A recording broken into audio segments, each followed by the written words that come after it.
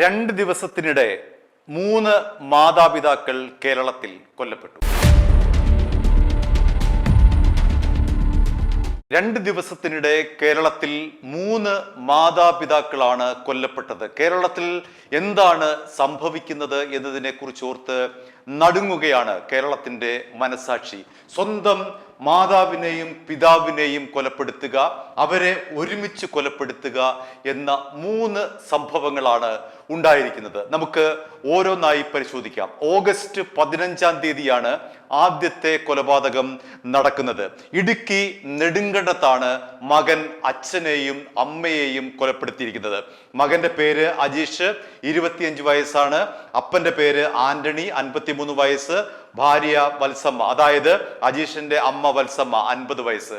അജീഷ് സ്ഥിരമായി മദ്യപിക്കുമായിരുന്നു. അജീഷിന്റെ മദ്യപാനം നിയന്ത്രിക്കാൻ അച്ഛനും അമ്മയും ഒരുപാട് പ്രയാസപ്പെട്ടു, ഉപദേശിച്ചു നോക്കി, നിൽക്കുന്നില്ല.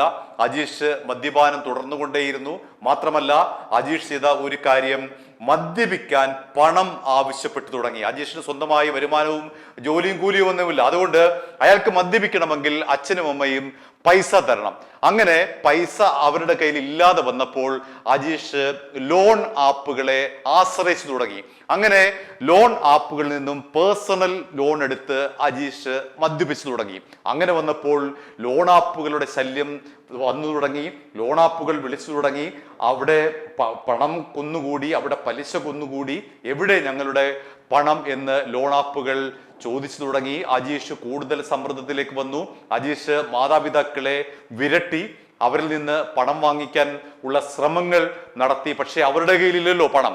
അതുകൊണ്ട് അവർ കൈമലർത്തി. മാതാപിതാക്കളുടെ ആ ഒരു നിസ്സഹായമായ അവസ്ഥ കണ്ടുകൊണ്ട് അജീഷ് അച്ഛനെയും അമ്മയെയും കണ്ണിൽ ചോരയില്ലാതെ കുത്തിവീഴ്ത്തുകയാണ് ചെയ്തത്. അതായത് മാസങ്ങൾക്ക് മുൻപ് തന്നെ അജീഷ് കത്തി വാങ്ങിച്ച് വീട്ടിൽ സൂക്ഷിച്ചിരുന്നു എന്നാണ് പോലീസിന്റെ അന്വേഷണത്തിൽ വ്യക്തമാകുന്നത്. പോലീസ് ഒരു കാര്യം കൂടി പറയുന്നുണ്ട്. അജീഷ് ലഹരി മുക്ത ചികിത്സയ്ക്ക് വിധേയനായ ആളാണ്. പക്ഷേ ആ ചികിത്സയ്ക്ക് അയാൾക്ക് വലിയ താല്പര്യമുണ്ടായിരുന്നില്ല. അവിടെ നിന്ന് മടങ്ങി വന്നതിന് ശേഷം വീണ്ടും പൂർവാധികം ശക്തിയോടുകൂടി അയാൾ മദ്യപാനത്തിലേക്ക് തിരിഞ്ഞു. അങ്ങനെയാണ് വീട്ടിൽ കടം കയറിയത്. അമ്മയെയും അപ്പനെയും ഇയാൾ നിരന്തരമായി ഭീഷണിപ്പെടുത്തി.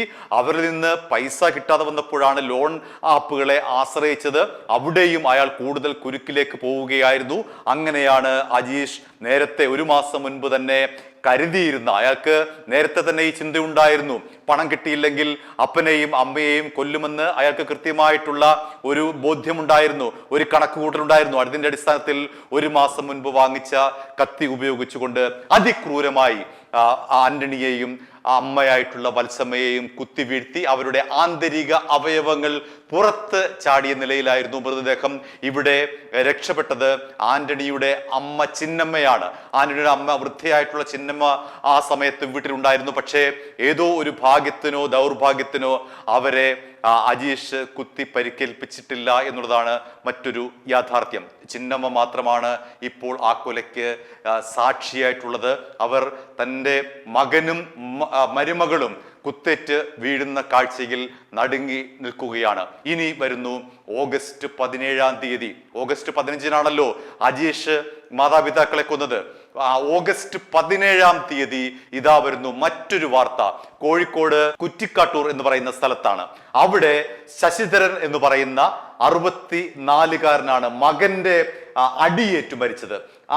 കൃത്യമായി പറഞ്ഞാൽ ഓഗസ്റ്റ് 17-ാം തീയതി പുലർച്ചെ 1 മണിയോടുകൂടിയാണ് ഈ കൊലപാതകം ഉണ്ടായത്. അവിടെയും സമാനമായ അവസ്ഥയാണ് ഉണ്ടായിരുന്നത്. ഈ പറയുന്ന ശശിധരന്റെ മകൻ അഭിറാം, 29 വയസ്സാണ് അഭിറാമിനുള്ളത്. അഭിറാമും മദ്യത്തിന് അടിമയായിരുന്നു. അഭിറാം സ്ഥിരമായി മദ്യപിച്ചു വന്ന് വീട്ടിൽ വഴക്കുണ്ടാക്കുന്നയാളായിരുന്നു. അയാൾ സ്ഥിരമായി ഈ പറയുന്ന നേരത്തെ പറഞ്ഞ അജീഷിനെ പോലെ തന്നെ മാതാപിതാക്കളെ മദ്യപിക്കാൻ വേണ്ടി പണത്തിന് ആശ്രയിച്ചിരുന്ന ആളാണ് ഈ പറയുന്ന അഭിറാം. അഭിറാം രാത്രിയിൽ അച്ഛനോട്, ശശിധരനോട് പണം ചോദിച്ചു, മദ്യപിക്കാനായി പണം ചോദിച്ചു. ശശിധരന്റെ കയ്യിൽ പണമില്ല. അദ്ദേഹം കൈമലത്തി, എൻ്റെ കയ്യിൽ പണമില്ല, എൻ്റെ കയ്യിൽ നിനക്ക് മദ്യപിക്കാനുള്ള പണം തരാനില്ല എന്ന് പറഞ്ഞുകൊണ്ട് ശശിധരൻ കൈമലർത്തി. ആ ഒരു പകയ്ക്ക് അച്ഛൻ തനിക്ക് മദ്യപിക്കാൻ പണം തന്നില്ല എന്നുള്ള പക മനസ്സിൽ സൂക്ഷിച്ചുകൊണ്ട് കൃത്യമായി പറഞ്ഞാൽ ഏതാണ്ട് 1 മണിയോടുകൂടി പുലർച്ചെ 1 മണിയോടുകൂടി ഒരു മരക്കഷ്ണം എടുത്തുകൊണ്ട് ശശിധരനെ തലങ്ങും വിലങ്ങും അഭിരാം അടിച്ചു വീഴ്ത്തുകയായിരുന്നു. തലയ്ക്ക് പിന്നിൽ ഗുരുതരമായി അടിയേറ്റു, അദ്ദേഹത്തിന്റെ കഴുത്തിന് അടിയേറ്റു. അങ്ങനെ ഈ പട്ടിക കഷ്ണം കൊണ്ട് സ്വന്തം അച്ഛനായിട്ടുള്ള ശശിധരനെ അതിക്രൂരമായി ആക്രമിക്കുകയായിരുന്നു ഈ പറയുന്ന അഭിരാം എന്ന് പറയുന്ന 29 വയസ്സുകാരൻ.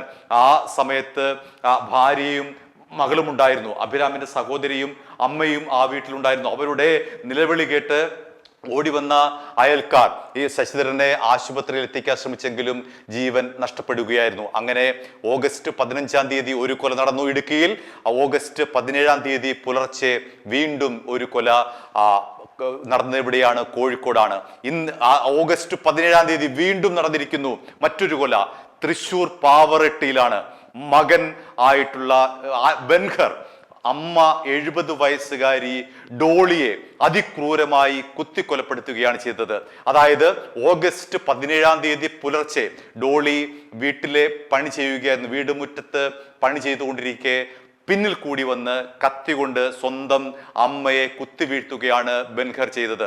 ഇവിടെ ബെൻഹറിന് മാനസിക അസ്വാസ്ഥ്യം ഉണ്ട് എന്നാണ് പോലീസ് പറയുന്നത്. പാവർട്ടി പോലീസ് പറയുന്നതനുസരിച്ചാണെങ്കിൽ ഈ ബെൻഹർ നേരത്തെ മാനസിക ചികിത്സയ്ക്ക് വിധേയനായ ആളാണ്, ഇപ്പോഴും ചികിത്സ തുടരുന്നയാളാണ്. അയാൾക്ക് രോഗം കുറയുമ്പോൾ അമ്മയോട് അമിതമായ സ്നേഹം കാണിക്കുന്ന ആളാണ്. പക്ഷേ ഈ മാനസിക പ്രശ്നം രൂക്ഷമാകുമ്പോൾ അയാൾ അമ്മയ്ക്കെതിരെ തിരിയുന്ന ആളാണ്. അങ്ങനെ അമ്മയുമായി പലതവണ ബെൻഹർ വഴക്കിട്ടിട്ടുണ്ട്. ഇവർ നേരത്തെ ബാംഗ്ലൂരിൽ താമസിച്ചിട്ടുണ്ട്. അതേപോലെ തന്നെ കോയമ്പത്തൂരിൽ ദീർഘനാൾ അമ്മയും മകനും താമസിച്ചിട്ടുണ്ട്. അടുത്തിടെയാണ് അവർ ഈ പറയുന്ന കുടുംബ വീടായിട്ടുള്ള പാവർട്ടിയിലേക്ക് വരുന്നത്. അങ്ങനെ മാനസിക അസ്വാസ്ഥ്യമുള്ള ബെൻഹർ അമ്മയെ നിഷ്ഠൂരമായി കൊലപ്പെടുത്തുകയായിരുന്നു. അവരുടെ നിലവിളി കേട്ട് ഓടി വന്ന അയൽവാസിയെയും ബെൻഹർ കുത്തി. അദ്ദേഹത്തിന്റെ നില ഗുരുതരമല്ല, അദ്ദേഹത്തിന് പരിക്കേറ്റു എന്ന് മാത്രമേ ഉള്ളൂ. അങ്ങനെ കൃത്യമായി പറഞ്ഞാൽ ഏതാണ്ട് 48 മണിക്കൂറിനുള്ളിൽ കേരളത്തിലെ 3 ജില്ലകളിലായി മക്കൾ കൊലപ്പെടുത്തിയത് സ്വന്തം മാതാപിതാക്കളെയാണ്. എവിടേക്കാണ് കേരളം പോകുന്നത് എന്നാലോചിച്ച് നോക്കുക. അതിലെ 2 കൊലകൾ മദ്യപാന ആസക്തിയുള്ള മക്കളാണ് ചെയ്തതെങ്കിൽ 1 കൊല എന്ന് പറയുന്നത് മാനസിക ആസ്വാസ്ഥ്യമുള്ള ഒരാൾ ചെയ്ത കൊലയാണ്. ഇവിടെ എടുത്തു പറയേണ്ട മറ്റൊരു കാര്യം കൂടിയുണ്ട്. അതായത് നമ്മൾ ആദ്യമേ പറഞ്ഞല്ലോ ഇടുക്കി നെടുങ്കണ്ടത്തെ കൊലപാതകം. ആ കൊലപാതകത്തിൽ അജീഷ് എന്ന് പറയുന്ന മകൻ ഈ മാതാപിതാക്കളെ കൊന്നതിന് ശേഷം ആ ദൃശ്യങ്ങൾ മൊബൈൽ പകർത്തി എന്നുള്ളതാണ് ഏറ്റവും ക്രൂരമായ, മനസാക്ഷിക്ക് നിരക്കാത്ത ഒരു കാര്യം. സ്വന്തം മാതാപിതാക്കളെ കുത്തി കൊടലുമാല പുറത്തെടുത്തിട്ട് ആ ദൃശ്യം അയാൾ മൊബൈൽ പകർത്തിയതിനു ശേഷം ബന്ധുവിന് അയച്ചു കൊടുത്തു. ആ ബന്ധു അവിടുത്തെ വികാരിയച്ഛന് അയച്ചു കൊടുത്തപ്പോഴാണ് ഈ കാര്യം പുറത്തറിയുന്നത്. വികാരിയച്ഛൻ പിന്നീട് പോലീസ് പരാതിപ്പെട്ടു, പോലീസ് അങ്ങനെ ഇടപെട്ടു. അങ്ങനെയാണ് ആ കൊലപാതകത്തിന്റെ കാര്യം പുറത്തറിയുന്നത്. അങ്ങനെ എന്തെല്ലാമാണ് ഈ കൊച്ചു കേരളത്തിൽ സംഭവിക്കുന്നത്? സ്വന്തം മാതാപിതാക്കളെ കൊന്ന് കുടൽമാല പുറത്തെടുത്തിട്ട് അത് ഷൂട്ട് ചെയ്ത് മൊബൈലിൽ സൂക്ഷിക്കുക. അങ്ങനെ സൈക്കോകളുടെ നാടായി മാറുകയാണോ കേരളം എന്ന് നമുക്ക് ചിന്തിക്കേണ്ടി വരുന്നു. ജന്മം നൽകിയ മാതാപിതാക്കളെ കൊലപ്പെടുത്തുന്നതിനപ്പുറത്തേക്ക് എന്ത് പാപമാണ് ലോകത്തുള്ളത്? അത്തരം പാപങ്ങളാണ് കേരളത്തിൽ നടന്നുകൊണ്ടിരിക്കുന്നത്. മദ്യത്തിന് അടിമകളായിക്കൊണ്ടിരിക്കുന്നു യുവാക്കൾ. അതേപോലെ മാനസികമായിട്ടുള്ള സമനില തെറ്റിയിരിക്കുന്നു യുവാക്കൾക്ക്. അങ്ങനെ എവിടേക്കാണ് നമ്മളുടെ യുവാക്കളുടെ മാനസിക ആരോഗ്യം ചെന്നെത്തിയിരിക്കുന്നത് എന്നുള്ള ചോദ്യമാണ് ഇവിടെ പ്രബലമായി ഉയരുന്നത്. i2i News, an eye for truth. i2i News subscribe ചെയ്തിട്ടില്ലാത്തവർ ഇപ്പോൾ തന്നെ സബ്സ്ക്രൈബ് ചെയ്യുക. നോട്ടിഫിക്കേഷൻ ലഭിക്കുവാൻ ബെൽ ബട്ടണും അമർത്തുക.